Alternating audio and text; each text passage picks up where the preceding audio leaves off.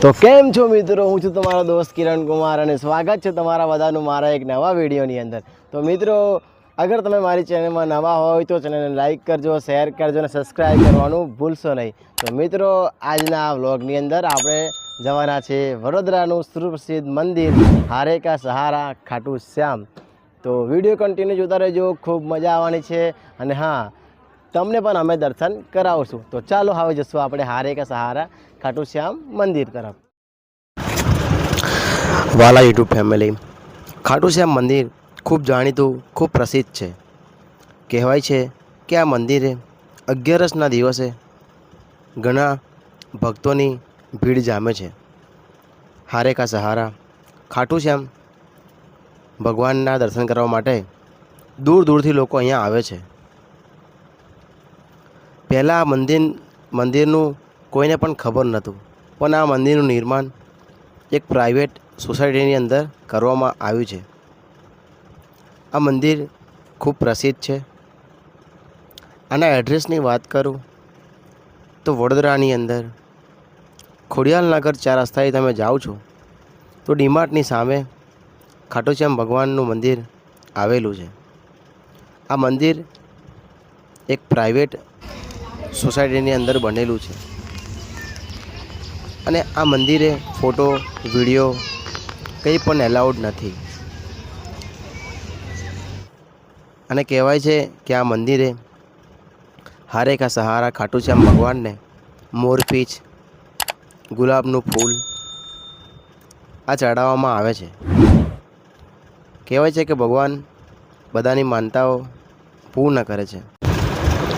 જ્યારે તમે દર્શન કરવા માટે આવો છો તો તમારી જે ગાડી છે, 4 વ્હીલ હોય કે બાઇક હોય, એ બહાર મૂકવામાં આવે છે, કેમ કે અહીંયા જગ્યા ઓછી છે અને ભક્તોની ભીડ વધારે થાય છે। એના કારણે બાઇક અને 4 વ્હીલ અંદર એલાઉડ નથી। ત્યાંથી 400 મીટર જેવું દૂરી પર આ મંદિર આવેલું છે અને તમારે ચાલીને આવવું પડે અને ભગવાનના દર્શન કરવા પડે છે। આ છે મંદિરની અંદરનો નજારો। અહીંયા ફૂલ, મોરપીંછ એવું બધું વેચે છે। તમે જાઓ છો તો આ જે મંદિરના અંદરનો નજારો તમે અહીંયાથી ભગવાન ખાટુ શ્યામના દર્શન કરી શકો છો। તમે જોઈ શકો છો હાલ આ બધા હરિભક્તો આજે આ ભગવાનના દર્શન કરવા માટે આવ્યા છે। તો સાથે સાથે હું પણ આજે આવ્યો હતો। આજે તમે જોઈ શકો છો એ જ છે ખાટુ શ્યામ ભગવાનનું મંદિર। ખાટુ શ્યામ ભગવાનના દર્શન કર્યા બાદ તમે સામે જાઓ છો તો સામે પણ એક મસ્ત મજાનું ગ્રાઉન્ડ છે। ત્યાં તમને પાણીની સેવા મળી જશે, ખાવા પીવાનું પણ ત્યાં હોય છે ક્યારે ક્યારે। અને આ ગ્રાઉન્ડ ઉપર તમે શાંતિથી જમી શકો છો, બેસી શકો છો અને આ ગ્રાઉન્ડના વાતાવરણનો લાભ લઈ શકો છો। અને એનું એટમોસ્ફિયર ખૂબ સુંદર અને ખૂબ સારું છે।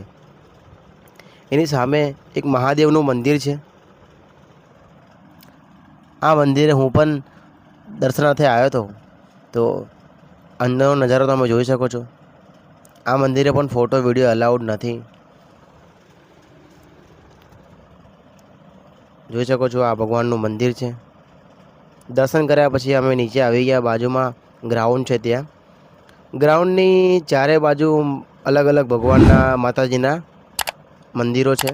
ત્યાં પણ બધા હરિભક્તો દર્શન કરે છે, આવે છે, ફોટો વોટો પાડે છે, પોતાની મનોકામના પૂર્ણ કરે છે। અને હા મિત્રો, આ હતો આપણો ખાટુ શ્યામનો વિડીયો। જો તમને ગમ્યો હોય તો વિડીયોને લાઇક કરજો, શેર કરજો, સબસ્ક્રાઈબ કરવાનું ભૂલશો।